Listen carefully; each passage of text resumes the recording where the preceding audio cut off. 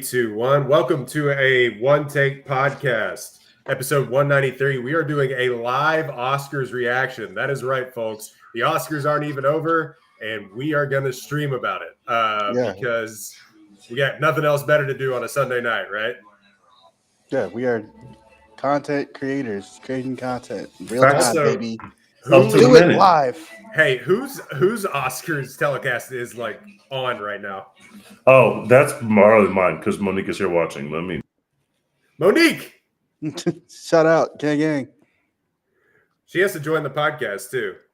I told her. We need her take on the Best Picture winner, whoever it ends up being. Probably Anora, but as soon as it happens. So thank you all the people that are joining us on the Apollo Media X account, or Twitter, as I have been calling it since, forever. But where do y'all want to start? I guess we can start with just the literal awards that have been won, and we will count down until the Best Picture winner. Let's see here. I should have Googled this beforehand. 2025 Oscars. I haven't been able to watch the entire broadcast, but Tej, what did you think of Conan so far? No one's dominating. I think Conan's been great. He's been safe. He made a joke about Drake. He made a joke about how Putin controls Donald Trump. But generally speaking, he's been pretty safe. I think my biggest takeaway from the broadcast so far is that there's no movie that's dominating. There's no movie with more than, I think, 3 Oscars. And so that really makes it look like the ball's still in the air when it comes to Best Picture. Yeah, so does it feel that way? I don't know if it does. I mean, if you had to pick one big winner, like Anora really could have, Sean Baker could walk away with 4 Academy Awards too, like the Grammys picture, that Adele's holding 18 Grammys. It looks Billie like Eilish? the Billie Eilish. Looks like Sean Baker could possibly win all of that. But on top of that, we have now had they basically opened the broadcast with Wicked because they couldn't nominate those songs. And that was besides Dune, was probably the biggest draw at the box office that was nominated this year.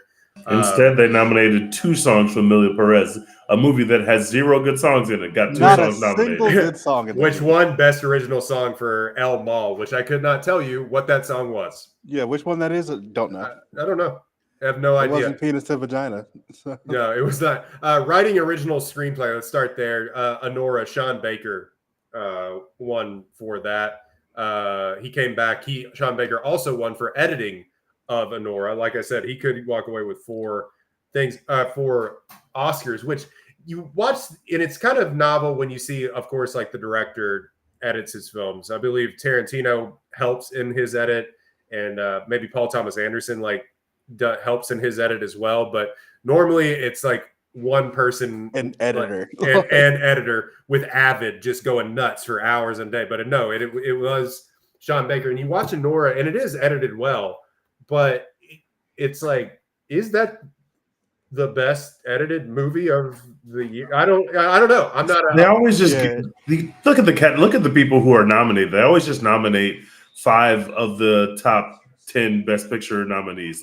It's not like you ever get one movie that only gets nominated for editing. They never quite dig that deep into that category, I don't think. The only best editing win that I've ever seen and was yes, I saw the movie, this has to win best editing at the Oscars, was Everything Everywhere All at Once, and it won. Other than that, it's I think movie editing is good, but we are about to Cillian Murphy walking out, about to do the Best Actor nomination. So this is live reaction on the Brody time. Brody started his day by getting kissed by Halle Berry. He's going to end it as an Oscar winner. We want Chalamet. A 2-time Oscar winner. Also, Timmy Chalamet. What are we doing with that suit, brother? Why are you sitting next to a Kardashian? I know that's your girlfriend, but why? I just think it's a bad look. I don't love it. He has he has on a highlighter suit. It's not a He's suit. not like other girls. His pants are jeans. I think his pants it's not even suit pants. He looks like the 2013 Baylor Bears out there. Okay, so we have Chalamet, because I thought A Complete Unknown is fine. Well, out of all of us, you're the one that has seen A Complete Unknown. Yeah, I haven't seen A Complete Unknown. Oh, well, I mean, he does a great job, but nothing really happens in this film. It's just every 5 minutes, you're like, hey, do you like Bob Dylan songs? Because he's about to play another one, and that is the plot of A Complete Unknown. That's literally the plot of the film. So I think his performance is great. I would still give it to Brody, and I think Brody's going to win here. One of the best I'm jokes. anti-AI, so I'm anti-Brody. One of the best jokes from the night was that guy, that firefighter, going. He sang almost too well that he almost lost the role. That was so good. Yeah. So I don't know. I liked Brody's performance. Somebody put it in a show I was listening to, a podcast that I was listening to, that Brody would be the worst all-time two-time best Oscar winner or best acting winner. And if I don't know how you can really quantify that. I guess you'd have to go look at all the actors who have won two Oscars. That's where there's not a lot of one who've won two best actors. It's not a lot that just happened to. But when you look at it in the context of Al Pacino has one Oscar, Robert De Niro has one Oscar, and then they're probably about to give Adrian Brody an Oscar. That is so weird. He'll have two for The Pianist and The Brutalist, which are not dissimilar movies or dissimilar characters. No, not at all. But also, Steve Nash has two MVPs, and a lot of people don't. This is just the way it works sometimes. All right, so here is the moment of truth, and did any of you watch that Trump movie? Because I don't think that any of you did. No, God, no. I wasn't ready for it. Adrian Brody. Adrian Brody has won his second Oscar. Second Oscar for Brody, man. Boo. So he goes from being the youngest ever Best Actor winner to winning it 20 years later, almost, or probably over 20 years later. I'm anti-AI as well, but I really liked his performance in the film. And as soon as I walked out of it, I realized I didn't care about the AI agenda anymore.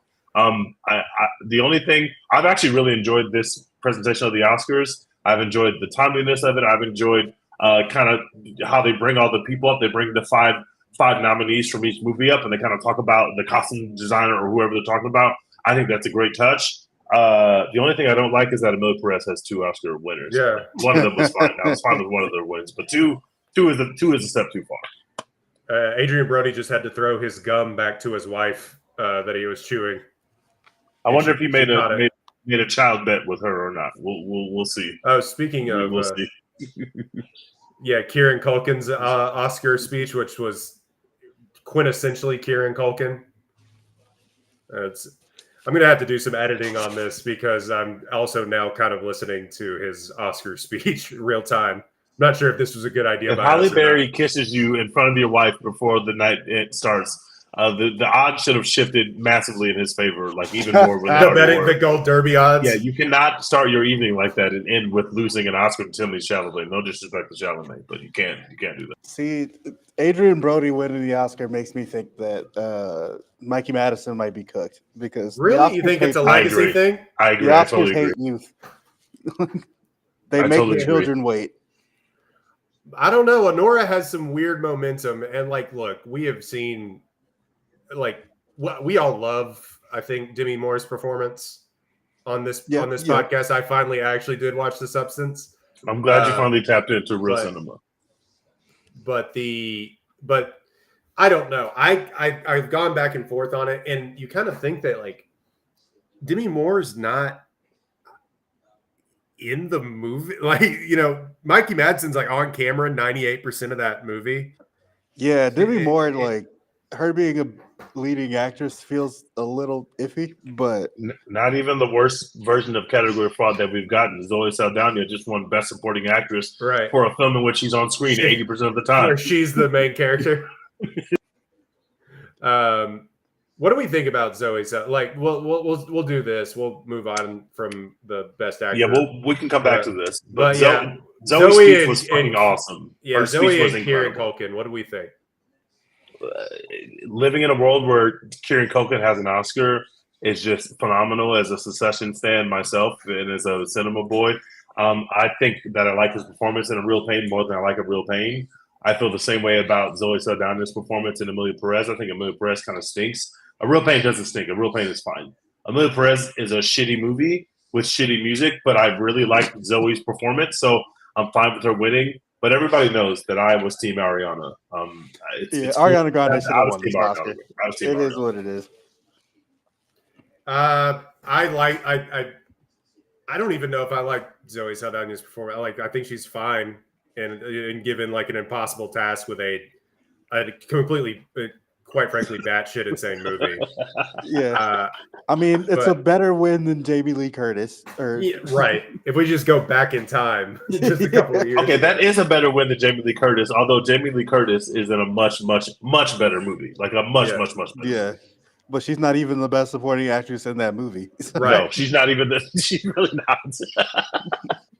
And I think that was the major problem with everything with that. But Kieran Culkin, I'm like 3/4 of the way through A Real Pain. And he was doing so much Kieran Culkin-ness on that screen that I kind of had to turn it off at one point. I was just kind of like, it is very Kieran performance. It's down the manic, depressive guy like the entire time. But his Oscar speech was awesome because he basically told his wife, "I'm gonna get you pregnant." So that was really funny. I mean, that was insane. I respect it, brother. Salute. Question about A Real Pain as somebody who hasn't seen it. Does Jesse Eisenberg have a future in this business, or as a director? You mean? Yeah. What are we thinking? I think that he'll get other shots at it. I think the movie is successful. I think it's good. I don't think it's great. But I will say that if you're looking for someone who fits that category of who to win, like the movie literally hinges on the performance of Culkin. Like like the whole movie is basically his performance, and so I do appreciate the amount of weight that you give to his performance. It's a movie that's good. It's very well made. I do think that he has a future in it, but it wasn't something that I thought was like far and away like, oh shit, this is cinema. It was just a very solid movie with a great performance in the center of it. You know what's funny to me through my most from where I've gotten, you know what is funny to me about that movie is that the comedy works way better to me than the drama of it. Like them hopping trains and in making quips and like Jesse Eisenberg's awkwardness and them getting high and stuff. It's like that part of it to me almost works better than like the drama that they're trying to portray. And it's really heavy material, obviously, but I don't know. I found the interplay between Eisenberg and Culkin really, really good. I just don't letting Brody speak for 30 minutes. He's still up there, man. He's still talking. He is still talking. Remember when they cut him off, and his first Oscar speech is like hilarious because like they try to cut him off and he like yells and like continues going That's right. on. That's right. That's right. And I think he just like they just started to try and play him off, and he said like, "Wait, no, stop! It's not my first time," or whatever. Like, so yeah, he's still going. Coleman Domingo got that shit on. Coleman's definitely got that shit on. He has looked great this entire Oscar. Whoever his stylist is, A+. You know that Dye of Menswear guy on Twitter? Yeah. He's like highlighted all of Coleman Domingo's outfits, and I'm like, I wish that I had the ability to pull off half of that shit. He's definitely getting fits off all of award season. You have to be in great shape to like look good in most things anyway. But yeah, it's so much better than whatever Timothée Chalamet is doing. Yeah, Timothée Chalamet, we gotta help you, brother. Why do we have Quentin? Why is Quentin Tarantino coming out here? Quentin Tarantino's at the fucking Oscars. Make an announcement, Quentin. Let's go. We're gonna have the weirdest guy possible announce the Best Actress award winner. He's gonna start talking about their feet, like without even mentioning. I was about to say he's just gonna walk up here like, he's doing director. All right, here's where the rubber meets the road. I think. I kind of think Sean Baker will not get Best Director, but they're going to win Best Picture. I think they're going to split it this year. You think so? It'd be the first time since Parasite. Yeah, they haven't done that since Parasite, but I think it's happening this year. I think it's happening. I think Conclave is winning Best Direction, and Honora is going to take Best Picture. You think Conclave is going to win Best Director? Brutalist might win Best Director, actually. Really? They really fuck with the Brutalist. Those comments coming out that people like just the Oscars voters just straight up didn't watch the Brutalist. They're because it's 3.5 hours? Yeah, they're like it's too long. It insists upon itself. I think we should give it to a woman who made a great, incredible film. Sean Baker. We're not going to do that.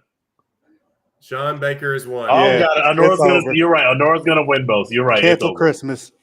It's We're over. done out here. It's over. You know, Sean Baker, for the subject matter of his films, he gets up there and he talks and he's just like, just kind of seems like a sweet guy. Yeah, you wouldn't think you would watch his movies and think he's like a porn obsessed freak, and then you hear him talking, and I was like, oh, he's fine. Yeah, He literally gave a shout out to sex workers, like in his previous award that he won. I don't think anyone's ever given a shout out to sex workers at the Oscars, at least not from the stage. So probably after the show, we've probably gotten a lot of that. But if and when, okay, so we'll say this: Sean Baker has, I believe, won the DGA, PGA, and WGA. Like I think he's won. yeah, it's over. I think if it doesn't win, it would be, I believe, the first time since Parasite that this has happened. But the other time that this happened and something didn't win was when Brokeback Mountain lost to Crash in 2005. Like two unserious Best Picture contenders, in my opinion. Everyone wants to talk about how bad Crash was without remembering that everybody thought it was going to go to Brokeback Mountain, which is another unserious film. Both those films are equally unserious. I've still never seen Brokeback Mountain. You don't need to see it. It's not even. It's kind of a mess of a film, man. They're like, we want to be gay together, but we can't be gay together, so let's just wrestle instead. Like that shit is problematic for a lot of reasons. But Crash is also problematic for lots of reasons, and both probably way more reasons. Yeah, I mean that's fair. That's very fair. Crash also is just bad. It's just not a good movie. It's not. I can't wait to go back and listen to these speeches that we're just actively missing. So Sean Baker wins for Anora.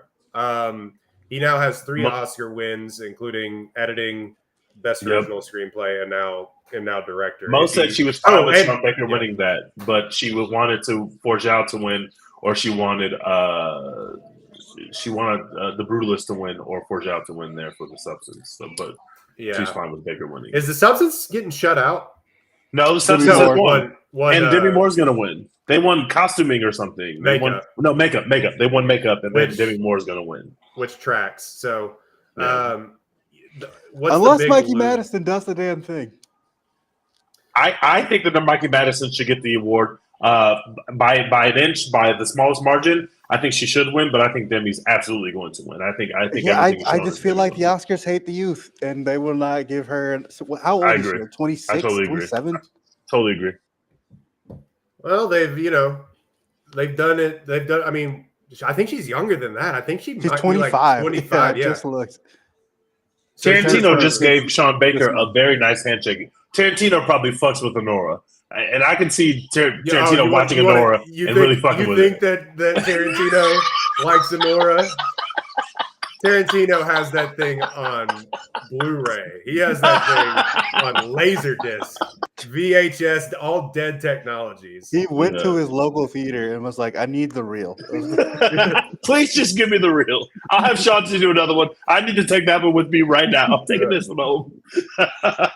Why do we have like a Leo DiCaprio tribute? What's happening here? No, this is a commercial. This is a commercial that came on earlier. This is I forgot who the commercial is for, but this is a commercial. The Oscars Museum. My guess. I don't know. It is Rolex. It's a Rolex commercial. There you go. Yeah. Oh. Oscars plus Rolex. If we couldn't get too elite. But it did remind me of the fact that Leo got an Academy Award for maybe his most swaggerless but hardest performance. Like because he was willing to go like 1/4 of Tom Cruise in terms of killing himself. Like they were like, yeah, let's just give him the Oscar, but no one cares about The Revenant. No one thought about it after the Oscars were over. Like that's not what we think about when we think about Leo. We don't think about the fucking Revenant. The Revenant. They were like, you've done your time, brother. Extremely tough watch, by the way. Extremely tough watch. You've put your time in. They treated you like shit in this movie. We'll just knock it out here. Let's see here. So just kind of going down the list here until we wait for the other awards. Writing adapted screenplay went to Peter Strahan for Conclave. So hell yeah, Conclave didn't get shut out. Hell yeah, brother. Conclave did not get shut out. I love that for us. Yeah. Which it might end up being the big loser on the night, considering Emilia Perez is going to have 2 Oscars, possibly 3 if people loved it as much. What if it wins Best Picture, guys? What are we going to do? Not winning Best Picture. Wait, what? I said Emilia Perez wins Best Picture, but it's not. God, oh my! I might never watch the Oscars again. To be honest with you, like that might be the one that I'm like, okay, I'm out. I let them. I let them have Rami Malek. I let them have Green Book. Like, I would have to draw the line at Emilia Perez Best Picture. Why was that French lady singing that song when they won Best Song, and she kept singing? Even they played the wrap up song, and she just kept singing. French people are weird, bro. Like I don't know what she was doing there. So visual effects, Dune Part 2 won visual effects and Best Sound, right? Turn that up, Dune. 2 Oscars. Yeah. So they won some below the line awards. They probably should win Best Picture because it was the best picture of the year. But live action short film, I'm Not a Robot. Production design went to Wicked. So they have 2 Oscars on the night. Wicked has 2. Yep. Yeah. Best Picture is still to come. Music original song went to Al Mal. Nosferatu has 1. I think I got costume design. No, that went to Paul Tazewell. But Paul Tazewell, friend of the podcast. Paul Tazewell won an Oscar today. The program. Nice. Yeah, Dex's best friend. Yeah, he's halfway to EGOT. You know, we got the Tony ice already. You got the Oscar wrapped up. I don't know what you would win a Grammy for as a costume designer, but we'll work on it. Yeah, turn him up. His audio book for his memoir. There you go. Music original score went to The Brutalist, Daniel Blumberg. I loved Conclave, quite frankly, and The Wild Robot, but The Brutalist is. I mean, that's a great score too. TG, I like agree, that score right? a lot. I Emma Stone. What a I agree. Well, I agree that Challengers was the best score of the year, but since it wasn't nominated, I'm fine with The Brutalist winning that award. Yeah, me too as well. I kind of wish Conclave would have won because that like it's so kind of like haunting the entire time. But yeah, so we have Emma Stone up there in her best 1920s. Turn up, Emma. With her hair looking like a flapper. 2-time Oscar. A queen. 2-time Oscar winner. Period. It took her about half the time it took Adrian Brody to win his 2. I just want to note that for the record. How old was Emma Stone? I still hated having you, but you know. Yeah. How old was Emma Stone when she won her first? 30? Something like that. It was what, 2016? Yeah, so she would have been probably 29 or 30. Let's see. This is another thing. Carla Gosco. We haven't talked about this. She's there. Carla Sofia Gascon is there. Conan made fun of her to her face. Yeah, they've been showing her too. They've been showing. How can you not? Yeah, you have to make fun of her to her face. Like you. God, that substance is so gross. It's fucking that's real cinema. I'm sorry, that shit is. It's really disgusting, but it is a very, very, very fun movie. While we wait on this, what do you think of I'm Still Here? They're showing her performance. Her performance is fucking phenomenal. I see why she's nominated. This is a very stacked category this year. Props to everyone who was nominated because this category is extremely stacked. I thought Fernando Torres was mind-blowingly good, and I'm Still Here is a pretty good movie. I really enjoyed it. Mikey Madison did it. Oh shit! Whoa, they gave it to Mikey! Yeah. Oh shit! Holy shit, they did it! Mikey did it. Oh, Nora's definitely that best picture is done now. Wow! Mikey Madison. Shit. Is she the first Gen Z Oscar winner? Is she Gen Z? I don't know what the She would have to be Gen Z, right? Wait, no, that can't be true. Billie Eilish has like 5 Oscars, and she's Gen Z. Isn't she? Best actress winner. Sorry, okay, there we go. You are correct. Sorry. Gen Z is from 1997 to 2012. They really gave it to Mikey. I thought Mikey was the best performance. She got some crazy pub over the last few. Mikey definitely deserves it. I thought they were gonna do the legacy play, give it to Demi Moore. Demi Moore's seething. Because when else are you gonna give Demi Moore an Oscar? Let's be serious. You're not going to. You're Yeah, Quentin Tarantino should have announced her Oscar because she was in that movie. She was in Once Upon a Time in Hollywood. Got fucking decked. Yeah. Got burnt up by Leo DiCaprio. Incredible performance in Once Upon a Time. Talk about paying dues. Mikey really did it. That's insane, bros. And okay, so if Anora Screamcast to get so if Anora doesn't win, it will be like an all-time upset because now it's over. That's over. Nora's winning. It's over now. It's like rank shows. They've shown their hands. Well, the idea that we've known this for some time, and that's why I picked Mikey Madison in our Oscars pool to win.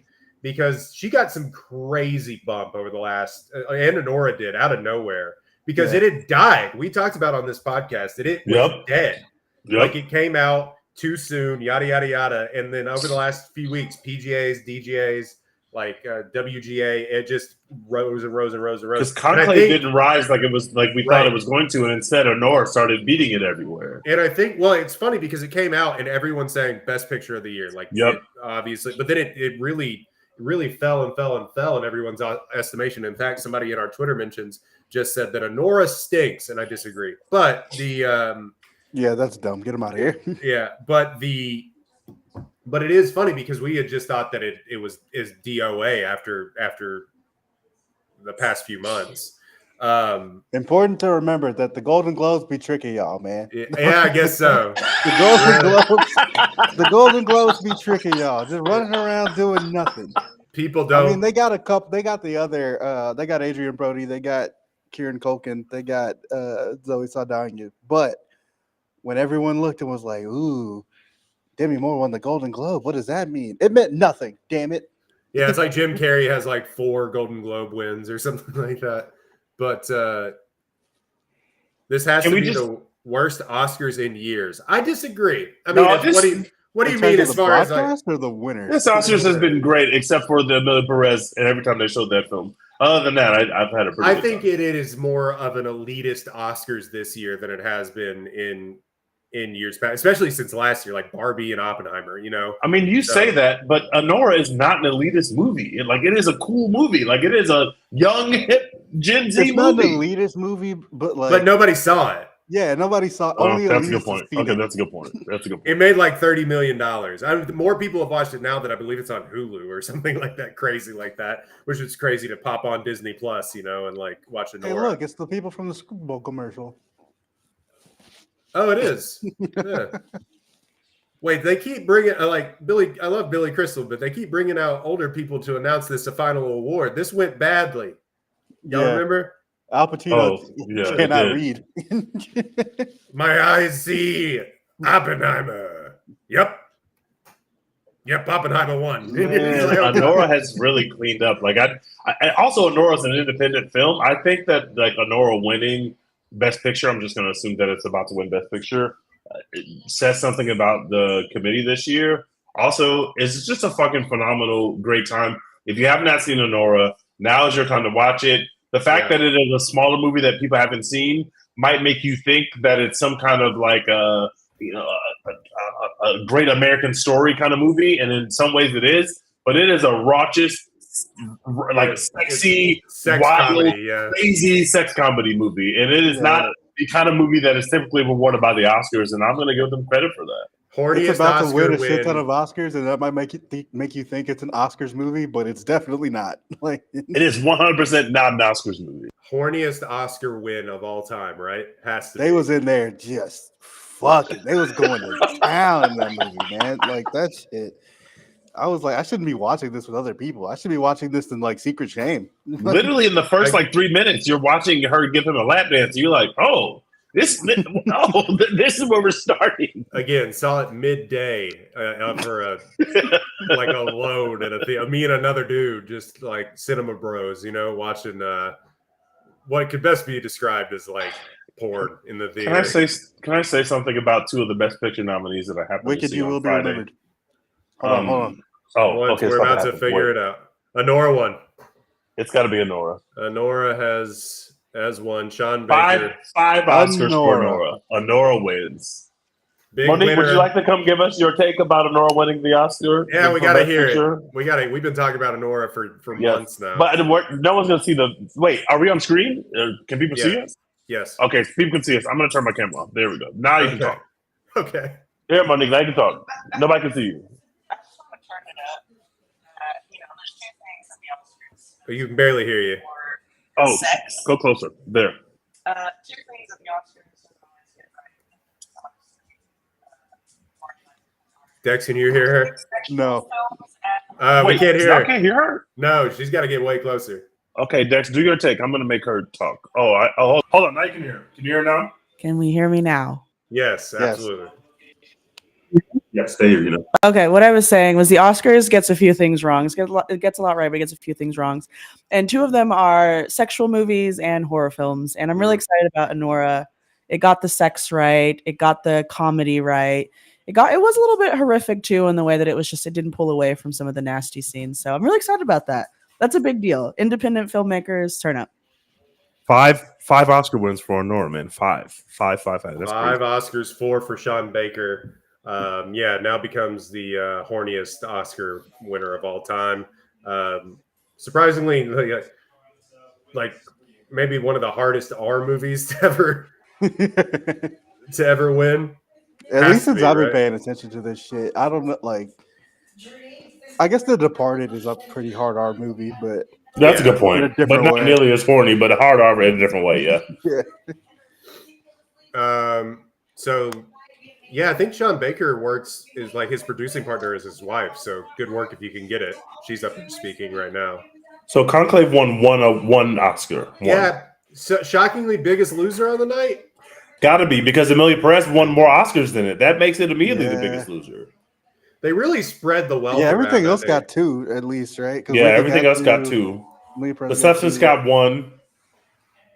But The Substance. I don't think they were expecting to win a bunch. Maybe they were expecting Demi Moore, but that's probably it.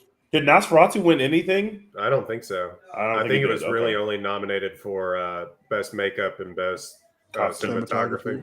Or cinematography. Yeah. So Lowell Crawley wins for cinematography, which is an award favorite on ours on here. But what do we think about that?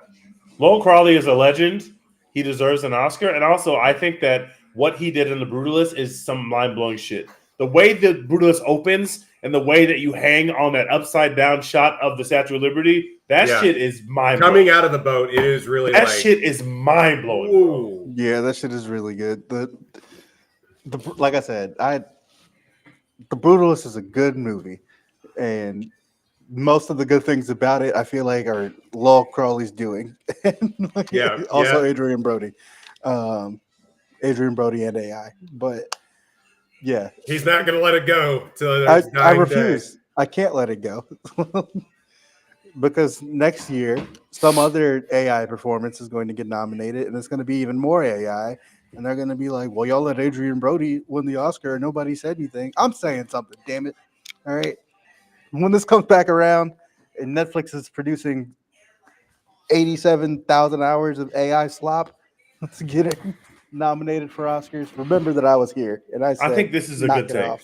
And I really like The Brutalist. I think The Brutalist is better than just an okay movie or a good movie. Yeah. The ending is kind of weird, but I do agree with this take because this is going to be the entry point for people to make arguments about how much AI you can use in your movie and still win an Oscar. And I think that is a bad precedent. I do think The Brutalist is fucking awesome. I can't wait to watch The Brutalist again. But I do agree with Dex's take here. They're going to have to watch The Brutalist again. No, I'm not sitting down. I'm running that shit back. The whole thing? No, maybe a couple scenes, except for the last 20 minutes, which literally kind of doesn't make sense to me. Like I don't need that last 20 minutes. Also involve quite frankly, a rape. It's like oof. Yeah. Can we talk about some of the other Best Picture nominees now that the season is over? You had we number one. Yeah. So I finished up the 10 movies this weekend by watching I'm Still Here, which is a phenomenal film. I'm glad that it won. We didn't even mention it won Best International Film. We got on here and said that the movie didn't exist, so that's it does exist. I have seen it. It fucking rocks. Fernando Torres is a queen. Did y'all know that the person who directed this movie is one of the richest people in the world because he's his family has money, so he's a super super super rich person. He's like a secret Julia Louis-Dreyfus. Yeah, you would never know that from watching this film or hearing him speak about winning best international picture up from the stage. But yeah, he's super wealthy. But anyway, I thought I'm Still Here was great. I love Fernando Torres' performance. I thought it was a great film. I also watched A Complete Unknown this weekend. A Complete Unknown. I really like the Chalamet performance. But literally nothing happens in this movie. There's quite literally no plot of this movie. Every 3 minutes that would be the biggest loser, wouldn't it? I don't think it won. Yes, they didn't win anything. So that would be the biggest loser. You're right. We should say that that's the biggest loser. It didn't win anything. And it didn't deserve to win anything. No disrespect to Chalamet, who I love. Because this movie, literally nothing happens in this film. I was very bored by it. I didn't know anything about Bob Dylan going in. I know very little Bob Dylan music. And this is a movie for, if you like Bob Dylan music, you're going to have a good time with this movie. And if you don't, then you're just sitting there watching Timothée Chalamet sing Bob Dylan songs, which is loses its enjoyment pretty soon when you realize that Bob Dylan songs are not that great. No disrespect to anyone. To me, this is in the same vein as another Voldemort topic on this podcast, where they let that Queen movie, they let that shit cook because people like Queen songs. And I like Queen songs too. And I understand the fun of being in a movie theater listening to Queen songs, but that doesn't fucking make a movie great. That's a complete unknown. It is a vibes movie. You go there for the vibes. There's quite literally like kind of no plot points in this movie. Like he's dating someone for the first like 45 minutes of the movie, and then all of a sudden they break up, but you don't know they broke up until it's like one casual line of dialogue. Then you see him with a black woman. And it's just like, wait, what? Like, what is the plot of this movie, though? The plot is basically Bob Dylan is a little bit of an asshole, and he's getting more famous. Wasn't really a big fan of A Complete Unknown. I also saw Nickel Boys. Hold on. Complete Unknown. Go ahead. Better or worse than Elvis? Oh, better than Elvis. Come on. There's no redeeming quality of Elvis. There's nothing about Elvis is redeeming quality. Not even the Butler performance? Not even the Butler performance to me, and I like Butler, but that performance does nothing to me. I actually do enjoy the Chalamet performance, so I would have to put this movie ahead of that. Even though Elvis's music is better than Bob Dylan's music, the Bob Dylan movie is better. Better or worse than the exact same movie that James Mangold made, Walk the Line? Worse. Okay. Because Johnny Cash is also in this movie, and also two, Johnny Cash, the life story of Johnny Cash told in Walk the Line is a vibes movie, but his life story is way more interesting than Bob Dylan's life story, which is like there's no life story. It made good music. Yeah, Johnny Cash is cool, and the music fucking rocks. Bob Dylan is Bob Dylan. But I will say, A Complete Unknown is better than Amelia Perez, and in fact, the songs are better than Amelia Perez, and I know that is blasphemous because there's no good songs in Amelia Perez, but the Bob Dylan's music is better than the music in Amelia Perez. I would hope so. It'd be a low bar, brother. I also saw Nickel Boys. And Nickel Boys is like the idea is really cool. If y'all don't know what the conceit is of Nickel Boys, it's based on a book, but it's shot POV, basically all right? First person. Yeah, it's kind of all POV, and they only break the rules sometimes. But I think that it's one of those things. The idea is really cool. The cinematography is really cool. There's some amazing shots in this movie that you can't really get in other movies because it's shot POV. So like there are shots that are happening that you can't really see in other films just by the nature of the endeavor. However, I thought that the premise of how they want to make the movie often got in the way of the narrative. There are so many scenes in this movie where something happens and you're left like, what just happened? And how does that play into the larger story? And it's kind of disorienting on purpose, and it's a very frustrating thing to watch. I thought that the idea was better than execution. I think it's a good movie. I would say it's better than A Complete Unknown. It's better than Amelia Perez. But I would say that it's not better than, say, Sing Sing or Challengers to me. And I don't want to like I listened to an interview with Ramel Ross, who's the director of Nickel Boys, and I was very excited to watch the movie because he came off so smart. He's like an ex-basketball player at Georgetown. Like he's a very cool dude. The interview was great. And then I watched the movie and I was left a little wanting. But props for him for being nominated for an Oscar. Did you listen to the Big Picture interview? Yes, that's the one I heard. I listened to it too. What an interesting guy. Yeah, like I agree. He just got injured playing basketball and like wanted to started working at a university or something, but then got some funding to do a documentary feature about a couple of things. And then somebody came to him to do the Nickel Boys adaptation. Yep. And he's like, well, I'm only going to do it this way, which was this first person POV film style. A massive swing, by the way. Yeah, huge swing for somebody that's never made a narrative film. Anyway, so congratulations to him on getting the recognition. I'm kind of mad that I didn't get to watch it beforehand and that it didn't get a wider release. But I will be. I think it's on MGM or whatever. I'll rent it on. Yeah, it's on MGM now. So, yeah. So Nickel Boys, I believe, got shut out as well. I mean, it was only nominated for 2 Oscars. Dune 2 might have been the best movie of the year. Well, but I'm fine. I'm fine dinging it because it's a sequel. I'm sorry. I'm fine dinging it because it's a sequel. Because Dune 1 is not him, bro. I'm sorry. Yeah, they kind of fucked themselves because they couldn't win Best Picture for Dune Part 1 because it just was over. It wasn't a full movie, right? And everyone was like, "We're gonna wait for Dune Part 2," and then now it's like, it's a sequel, and we're still waiting on Dune Messiah. And that shit dropped early in the year. Like it was never going to climb the mountain. Well, Dune Part 1, y'all joke. Dune Part 1 has 4 more Oscar wins than Dune Part 2. That's true, which is a travesty, by the way.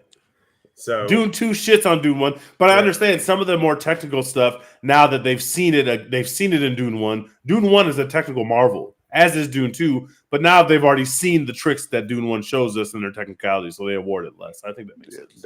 Dune Messiah, I don't know anything about what happens in like the next part of the Dune series, but I'm hoping we get another Florence Pugh Oscar run. They better hope that the narrative is good on Dune Part 3, because that's what everybody I think is like. From what I've read, it isn't. But like, the people who have read the books are like, it seems like a massive swing. It's about to get weird. I don't know, Jim. It's about to get very weird. Yeah, I don't know, Jim. But like, I'm just here to support Florence Pugh. That's what we need. I think that a lot of people didn't vote for Dune Part 2 because they're like, well, Dune 3, they blew their load. Like, we know that Dune 3 is coming out. We know Dune 3 is coming. It's like a Lord of the Rings situation. But like, I don't think that Dune 3 is gonna be like the third Star Wars movie, where everybody was like, man, Empire Strikes Back is incredible. Yeah, it's one of the best films. I cannot wait for the third one. And then Return of the Jedi comes out, and people are like, oh, this is what we're doing. Okay. Yeah, I got to Star Wars obviously super late and watched episode 6 for the first time like a year or two ago. And I was like, oh, this is kind of bad, actually. Like compared to it isn't great. Episode 4 and 5. Like, yeah, this is kind of not good. They got teddy bears in here. Okay. All right. Yeah, I'm kind of surprised by how much like we started out Oscar season being like, oh yeah, Anora, runaway favorite. It's gonna win everything. It's over. Cancel Christmas.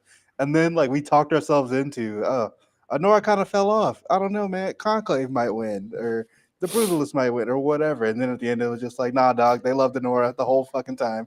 Well, we cannot understate how, like, much more, for better or for worse, how much even though it's dealing with some crazy subject matter, how much more accessible that Anora is than The Brutalist or even Amelia Perez, which everybody said that they loved or whatever. Because Anora is a fun hang. Yeah, it's just they lied about liking Amelia Perez. I'm convinced people because it was so weird. It's like I guess we could talk about it in this way. It felt like Hollywood, instead of recognizing some other trans movies that have come out this year, were really jerking themselves, like virtue signaling for Amelia Perez. Yeah, like honestly, if we're just going to be honest, like that felt like, okay, well we'll virtue signal for this movie. I am progressive, and I like things like Amelia Perez, the story of a hard-working Mexican trans woman. Right. Needs to be represented. Carla to her face. I must have missed this. What did he say to her? He said, if you're going to tweet about this show, my name is Jimmy Kimmel. Yeah. What y'all think of Conan overall? Like, I thought he was great. I've only been able to watch snippets because we were doing something at our house. So like some of the, like the absurdist Conan humor of like calling attention to stupid bits and like really hanging on them for a long time. I love it. I love Conan just being like, and the Dune and the sandworm from Dune. And he just like brings it back. Like even if people don't laugh, he's like, I'm gonna keep on going with this joke. I'm just gonna do that bit again. Yeah. He did say Anora has 432 F words, which is 3 less than what Carlos Sofia Gozan's publicist said in a phone call. That's awesome. Which is really good. But so less music at the Oscars this year. They opened with a 7-minute. That's true. 7-minute Wicked performance. But that doesn't really count because Wicked music is fucking awesome, and that was just incredible. That's what everybody wants to see. They knew they didn't have any bangers in the best original song nominees. I'm just kidding. They didn't have an I'm Just Ken. They didn't have We Don't Talk About Bruno or anything. Like, you know, they were just There like, were literally no it. bangers in that entire category. Not even a 007 song or like nothing. They were like, you know what? We're just not going to perform those. Everyone wants to hear Wicked. We're going to start the show with Wicked. If they had to choose one, because they've always debated on if they're going to cut the live performances out of the show or not. If they had to choose one year to cut the live, like this should have been the year. Yeah, they're like, this year we don't have to force ourselves to sit through. There were literally no bangers at that category at all. Did y'all know that the girl from the White Lotus is the one of the singers in Blackpink? Lisa from Blackpink? Lisa. Yes, I didn't. They just put her. They just prompted her and said Lisa, and I said, "Am I supposed to know who the fuck is Lisa? Am I supposed to know that?" Great text from but she is Mook. She is Mook from the White Lotus, and I love the White Lotus. So I apologize, Lisa. I apologize. It's just so funny to me that like K-pop groups and when they go solo, they have like these labels are so dialed in on every like little bit of marketing, and they could not come up with like anything more SEO friendly than just calling her Lisa. Lisa. Literally just calling her Lisa. Like we couldn't do anything. Didn't even throw any like special characters into it, or just it's Lisa. It is funny to me that some will keep their Korean name, but others will go by their American name. So you'll have the Korean name, and Lisa. And it's just like, yeah, and no last name, just Lisa from Blackpink. Yeah. If you never heard of Blackpink, it's like tough. Yeah, well, Tej didn't. And he texts us, "Who the hell is Lisa?" Literally, when I saw that font, I said, "Did someone make a mistake and leave off her last name? Because how am I supposed to identify her by just these 4 letters?" What y'all think of the show overall? I know that y'all were jumping around. I thought that it was a perfectly normal Oscars. Not like the highest of highs, but inoffensive. I think Conan's perfectly funny. If you like Conan's comedy, you're gonna like what he did tonight. The In Memoriam was weird. What was that song choice for In Memoriam? Like, why did they choose that song? What was it? Oh, it was I forgot the name of it. It's like a classical. It's a classical song, thing, but it's like kind of upbeat and like not upbeat, but like high tempo and just like a weird. I'm gonna see if I can. I can see if I can find it and put it in the chat. Yeah, I missed this. I was watching the Dynamo get their doors blown off. Well, that was with messy lists. It was so nasty. It feels weird to do that. Like we have to do the Gene Hackman thing, obviously in the In Memoriam, but it's super weird that Gene Hackman died under the most suspicious circumstances we have ever seen. Right. And we have to say goodbye to him when it's like we don't know the answers. We don't know what happened. It's like they drag Morgan Freeman out there to be like my friend Gene Hackman. That just sucks. And I know they didn't really. There's nothing they could have done about that. But that was just a surreal. Like, wow, we're saying goodbye to Gene Hackman, and we literally don't know what the fuck happened in his house. Like, I think that shit is crazy. I think it's Mozart's Requiem. Yes, Requiem. That's what it was. Or Lacrimosa or whatever it's called. Extremely weird choice for In Memoriam. Extremely weird choice. Everybody was tweeting immediately. When you hear it, you'll know what it is. Everyone was tweeting like, "Wait, y'all chose this? Like this? It sounds like a fucking watch commercial." But it's like there are people. They're showing dead people. Can we all agree that the biggest Oscars, not snub that wasn't like snub that was there, whatever, biggest Oscars snub that wasn't nominated? Trent Reznor and Atticus Ross. Dude, that shit. Not even getting nominated for challenges is crazy work.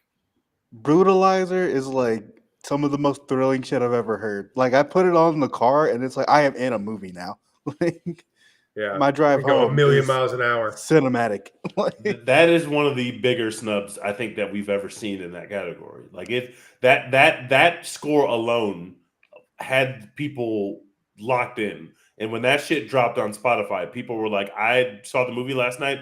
Today, I've been listening to the score all day. And I've done that so many times. That score is just out of this world. No, also, I feel like they should have got the nomination for cinematography also, just because, like, the camera becoming the ball is just, like, the coolest shit I saw in a movie theater last year. Like, how are we not rewarding this? I had to, like, go home and look up how they did that because my mind just couldn't comprehend, like, how they a lot of it was like, I mean it was like a lot of it was CGI rendering how they did all of it. It's kind of shocking actually. But yeah, the way that they like that the Oscars was like set up the camera and like had it moving and shit was just so fucking cool and well choreographed, like just perfectly timed to make it look like they were playing tennis, but you can still see what's going on. It's so good. Yeah, and they got nothing. we got to talk about the. Was Zendaya even there? I didn't see her. I don't think so. I don't think One she of her was there. movies was nominated, but she knew it wasn't going to win. So we got to talk She's about busy. She's got documentary 7 movies coming out. documentary feature film. No Other Land wins. We Biggest- talked about this on this pod because We they don't have did. distribution in America. Take it away, Tej. Obviously, they had an incredible speech. So this movie is about Palestine, and people thought it was probably the best documentary, but people didn't think that the committee would vote for it for obvious reasons because of how hot button of an issue it is. And it's such a hot button issue that, in fact, no one in America has agreed to distribute it. So you can't even really watch this movie. But people thought it might not be awarded. But a lot of people thought it was easily the strongest movie in the field. So it did actually get the Oscar, which was a pretty cool moment. They gave a great speech about what's happening in Palestine and kind of gave some bars about America's role in that conflict, which were pretty amazing. And then they, 10 minutes later, brought a Zionist on the stage. And that happened. Weird decision. If you're gonna, seems like you want to spread those things out a little bit more. But Oh yeah, who am I? Yeah, I mean, who it could was so say? weird to see her like 5 minutes later. It's like, oh, look who's on the stage now. That now was coming weird. to this stage. That was Guess weird. you can guess the actress. I thought that was weird. One of the only decisions I thought was like completely weird, but otherwise a pretty inoffensive Oscars. I don't think that the liberals should be upset about much. I don't think that the Trump Republicans should be upset about much.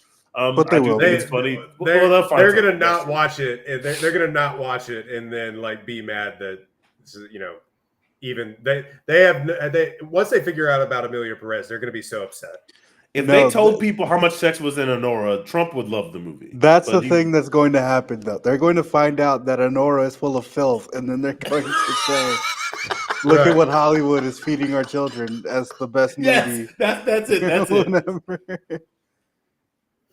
Quite literally full of filth. It is a film. It is a film full of filth and love and passion, and it's just an incredible ride. Well, but yeah, it's in the a film. And alternative, a big dummy.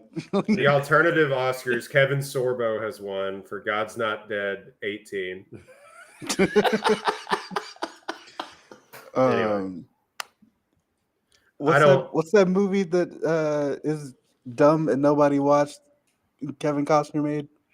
Oh, American. It's like the frontier. Horizon, an American yeah. Saga Yes, Part that 1. that won every Oscar for Trump's Oscars.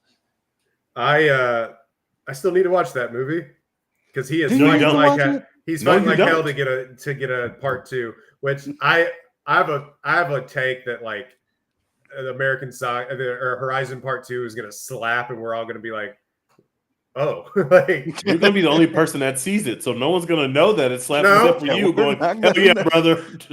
no, me and all the retirees. You and all the Taylor Sheridan fans will Yeah. watch literally anything that is even semi Taylor Sheridan related. Who do you think that? I think the Taylor Sheridan fans are turning on him like for the what do you call it? What's the The Yellowstone? Landman? Well, no, Oh, for Yellowstone. it's funny because they all hate him for what's happened with Yellowstone, but everyone loves Landman and like Lioness. Lioness, They go yeah. crazy. and everybody's gonna watch the Harrison Ford 1923 and everything else. Like I'm gonna watch it, but I think they all like kind of hate him for what happened with Yellowstone, but yet they didn't go and support Kevin Costner's movie. Nobody saw Kevin Costner's movie except for the Which is kind of sad, but also like you deserve it. So could have told you that was gonna happen. Who buddy. did more people go see? Did more people go see Horizon, an American Story, or did more people go see that awful Adam Driver movie? What was that shit called? Which one? That doesn't When he narrow it made- down. These Oh. The dinosaur one or the one? No, the one where he was making Ferrari, concrete. The one where he was making concrete with his bare hands with Oh, magic. Megalopolis. Stopping time. Megalopolis, yes. I don't think anybody saw Megalopolis.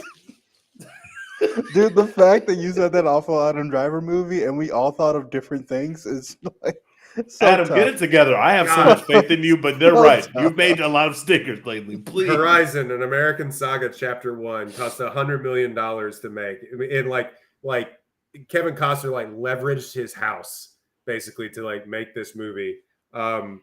You know how much money it made? Whoops. $11. 38 million off of $100 million budget. Jeez. Let's see what Megalopolis made, which won the Razzie for Best Picture, by the way.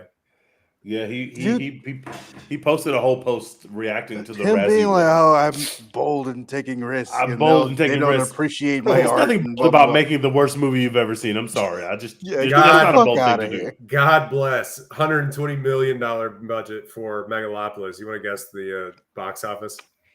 I'm gonna guess less than 38. Yeah, I'm gonna guess 30. 15. 14. Yikes! 14 million. Okay, What a burning bag. He, money sold, like that is a he bold sold thing. his Maybe he's wine right. company that was worth millions of dollars to try and finance that movie. We talked about it. You can go Yikes. back and listen to it on this podcast for all the people that are watching. Oscar snub. Oscar snub, Megalopolis.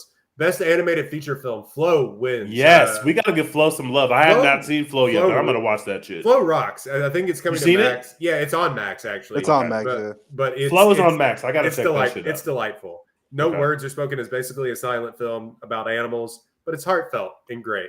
It's like I can't wait to watch it. It's almost like what classic Disney used to be. I think, like, if you had to compare it to anything, it's a different kind of art style. It's almost like watercolor-esque.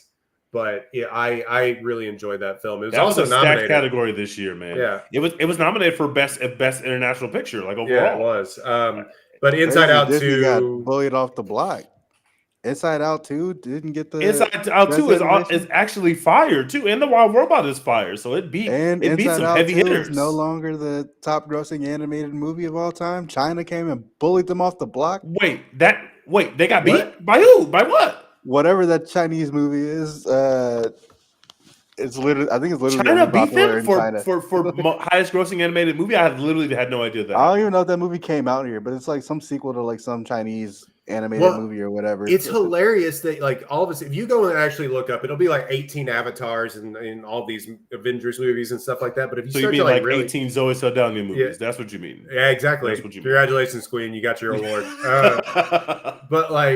But if you go and look, it would be like, you know, Rampage Part 18 that only came out in China made like $500 million. If you really go and look down the list of it, and it's always like sequels to sequels to sequels have made so much money on that stuff. Yeah. So, but yeah, I think it's Niza 2. I don't know how you say this. NEZHA 2. It made like $2 billion at the box office, like just in China. Mikey Madison. Let's see. She has to be one of the youngest to win the award, right? I don't know. I feel like Best Actress, they give it to some young people. I feel bad for Demi, guys. I think that the right person won the award, but I feel bad for Demi because she's obviously youngest winner, Tatum O'Neal. Right. Was she supporting or they've given the best supporting actress to like an 11-year-old girl for like. And how come they didn't give it to that 11-year-old from Once Upon a Time in Hollywood, the greatest 11-year-old to ever appear? Yeah, Julia Butters, the greatest to ever do it. Yeah, Julia Butters should have an Oscar by now. If that's what we're talking about. Let's see. Demi Moore losing to Mikey Madison is basically the plot of The Substance. Holy shit, that is true. Yikes. Looks like there are 8 Best Actress winners who are younger than Mikey Madison. Marlee Martin won at 21. She was the youngest. Jennifer Lawrence won it at 22. That's crazy. I had forgotten that she was that young when she won. A couple other notables. Audrey Hepburn won it at 24. Grace Kelly won it at 25. And Hilary Swank also won it at 25. Beat Mikey Madison by a few days. On another episode of this podcast, we are going to revisit the Oscar win of one Jennifer Lawrence. But no, we're not. Podcast. That movie is great. We don't need to do that, actually. I think you that'll just be don't fine. Jennifer Lawrence. Do that. Jennifer Lawrence is a bum. I'm sorry, guys. She is literally a bum. For all Katniss Merchant, bro. For all the people that are watching us for the first time on Twitter, thank you. We really appreciate the views. But also, just know, Tej has some god-awful takes. Jennifer Lawrence is a bum. I'm sorry. I've never seen it in her. Florence Pugh has more talent in her left index finger than Jennifer Lawrence has in her entire body. Well, yeah, but like that's true of most of Hollywood. This is whataboutism. If Florence Pugh is the comparison, a whole lot of the girls are just not going to do well in that competition. Florence Pugh made Don't Worry, Darling. She made me not walk out of the movie theater, which is insane because it's one of the worst movies that you can see. And I was right there seated, like, hey, what Florence Pugh is trying to do here, I respect it. They're losing by 45, but she's putting up numbers, and I appreciate a performance like that. Yeah, I really don't like in past years. I mean, our Oscars, we're going long now, but our Oscars thing from last year was like full of like really quippy, fun stuff and like talking about the show. I think this year you're right. Like we haven't really talked about the show that much, mostly because Dex hadn't watched any of it, and I watched like half of it. But like I was happy with it. I got no just completely inoffensive Oscars. But I also think what happened this year, instead of one big winner. But yeah, it's true. But like with the with Oppenheimer last year, where it won like 8 Oscars or whatever, and I guess Anora is this year's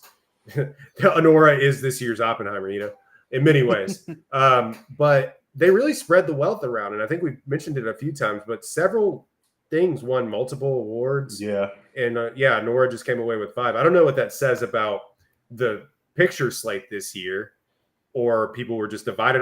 Do y'all have any thoughts on that before we kind of wrap it up? To me, it felt like there was no dominant movie, and we know that Anora has been dominant on the circuit leading up to this, but nobody quite figured that was going to happen. Whereas with Oppenheimer, people pretty much knew this shit's about to clean house through all the precursors into the Oscars. And so this is to me, this is a more interesting Oscar season because so much of it was give and take. Anora was not the favorite once it came out. It was not like, oh my God, Anora is the best picture.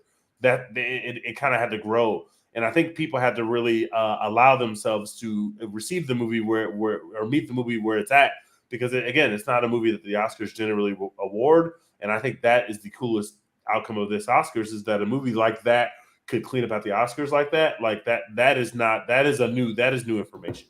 That is a new era where a movie like that, which means next year it's going to be The Pianist Part 2 is going to win again, because that's the kind of movie that we generally get awarded. Dex, you have any thoughts? I think 2024 was ultimate. It ended up being a weird year for movies, but a good year. There wasn't really like that.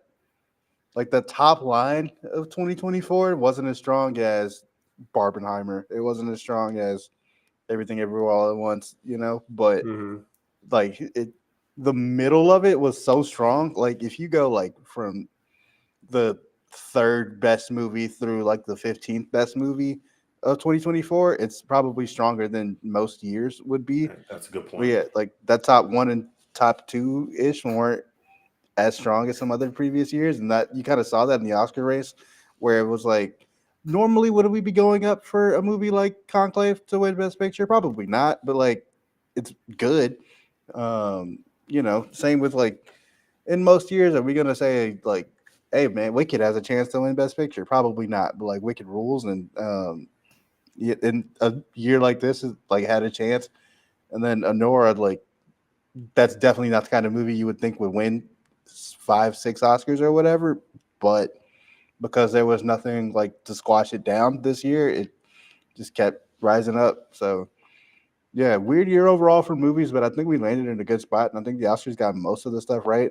Amelia Perez should have gotten nothing, and they should have all gone home sad. But other than that, we take those. I award you no points, and may God have mercy on your soul. I should have got Irishman, but we can't win them all. Netflix still shut out at Best Picture winners. Netflix still cannot win Best Picture. They will never allow it to happen. Never. Neon has won a Best Picture before you, Netflix. That's that has crazy. To suck. Apple TV Plus like sprouted out of the ground and then won Best Picture like 2 years later. Netflix still can't. I did like the Conan bit where he basically pitched movie theaters as a concept. The streaming, yes. The streaming house, or what did he call it? The streaming building. That was so funny. I saw a tweet that says Mikey Madison is the first Ghostface to become an Oscar winner because she was the killer in one of the Scream movies. Suddenly, Dude, getting sick. that's kind of crazy that Mikey Madison actually won Best Actress like that. It's actually crazy. I don't know how the internet is going to react to this. Some people I think are going to really like it, and some people are going to really hate that Demi Moore lost. Mikey has a hive, though. I feel like Mikey. It's growing tonight. Right. We have already been here, but tonight it's going to grow.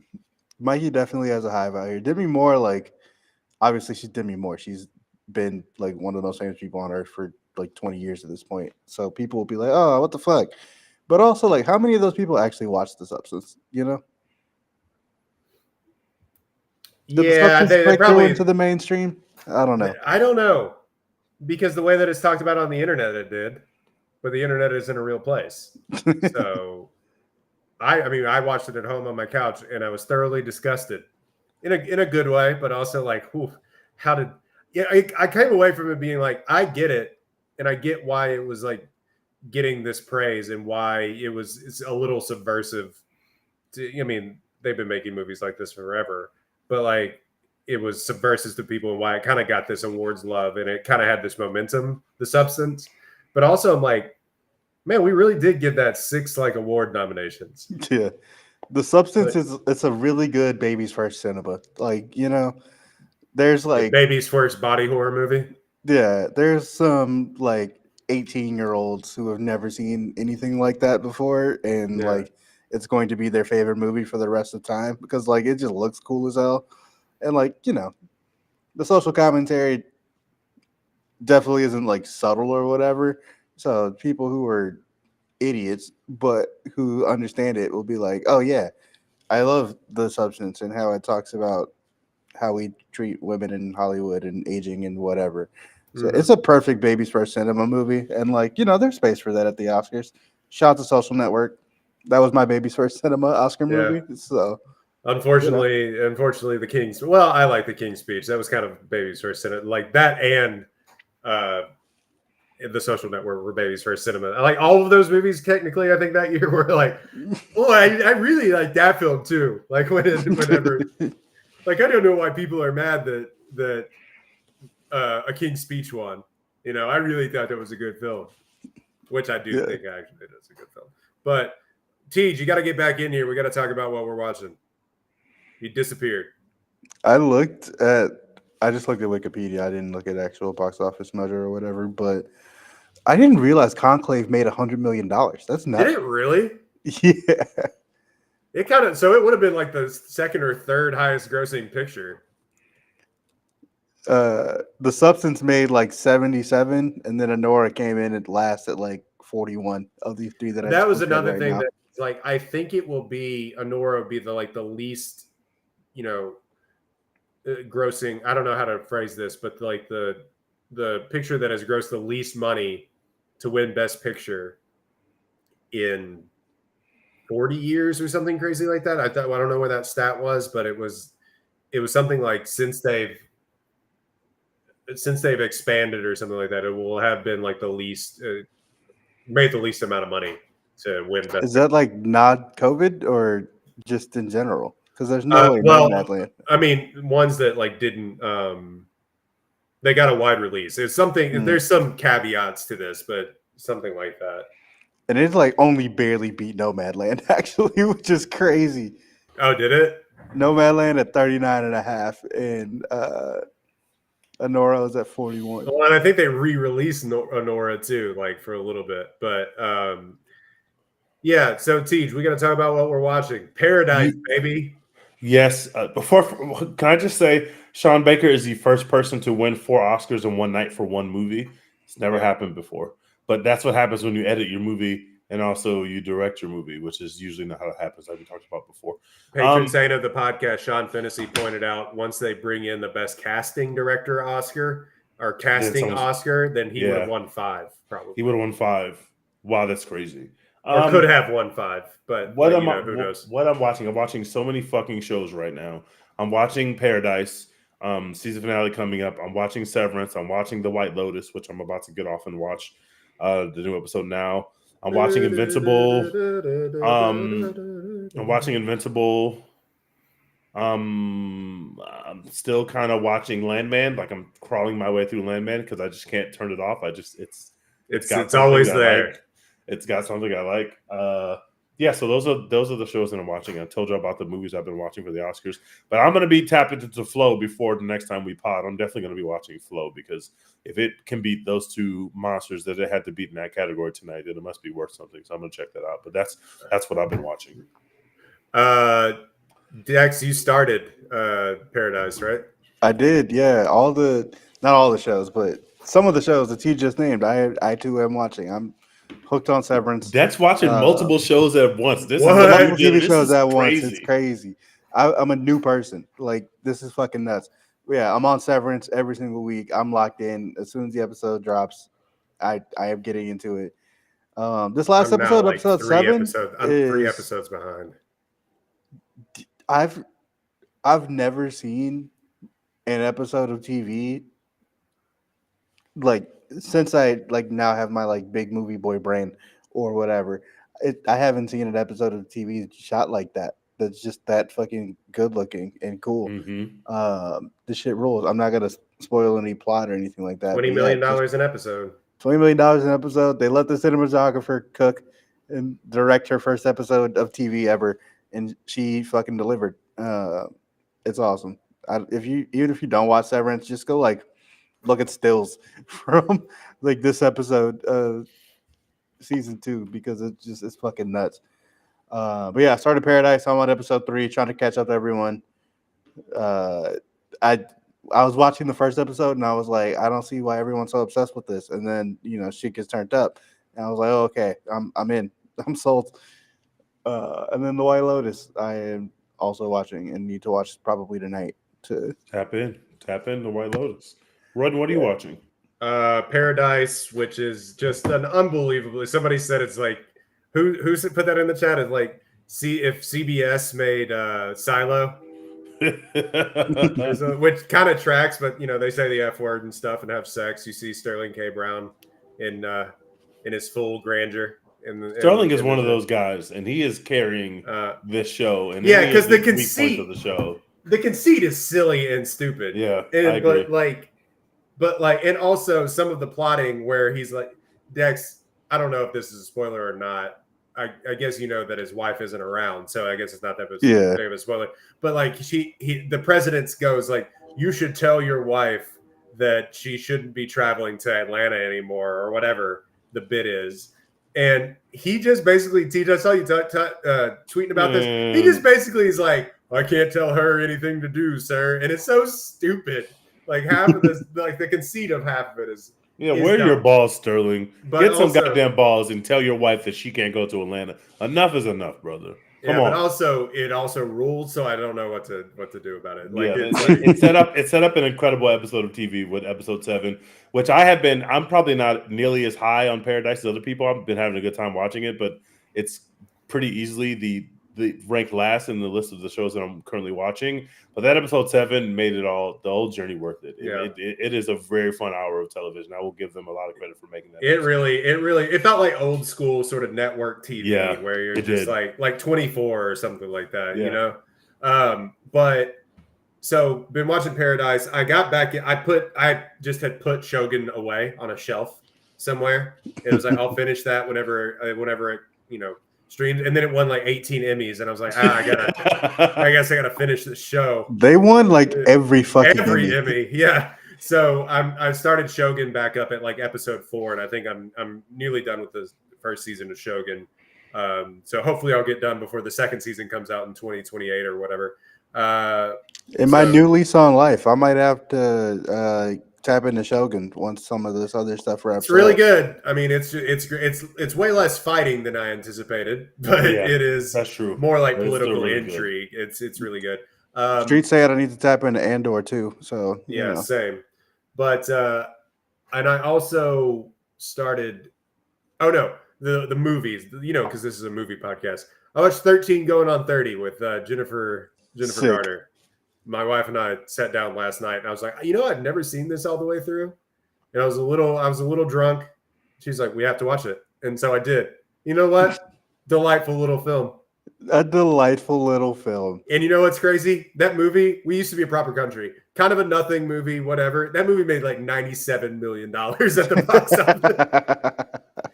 Movie slapped at the box office. And then like everyone had that DVD. Like it was everywhere too. Dude, But I have that DVD. Do you really? Yeah, it's somewhere in my house right now. Like I don't remember ever like going out and buying it. I just like happened to me, but I definitely have that. Again, conceit of the movie is stupid, but I also was like, yeah, all right. So, yeah, and so I'm gonna end up watching. I'm gonna be an Oscars completist, and even though Anora's won, and we all love that movie, and I saw it in theater, I think I'm gonna end up watching like Nickel Boys and some stuff like that. But right now, it's been a big TV grind. Severance, I'm a few episodes behind, so every time that y'all are talking about it, I lose my mind a little bit. But because I have to like get out of the group text for, I don't know, 3 hours, and then you come back and you have like 108 missed messages about Seven. Like, oh, all right. But yeah, it's one of those shows where I think my wife would kill me if I watched it without her. So unfortunately, y'all gotta log in. We gotta log in. Just not big time movie boys. All right. Anyway, that has been an Oscars recap. Thank you so much to all the people that are watching us on Twitter. You can follow us. You see this little logo down here at the bottom of your screen at One Take Podcast, but it's the number 1. We didn't do this right. One Take Podcast, ONE Take Podcast was taken. So we are the number 1 Take Podcast, the numerical 1 Take Podcast. Yeah. So go find us on Twitter. We really appreciate it. You can go follow at Les Humble T, at Lord Dexon, and at Roy Ogletree as well. We will drop these episodes whenever we can. I think really the next big movie episode that we're going to end up doing is Mickey 17.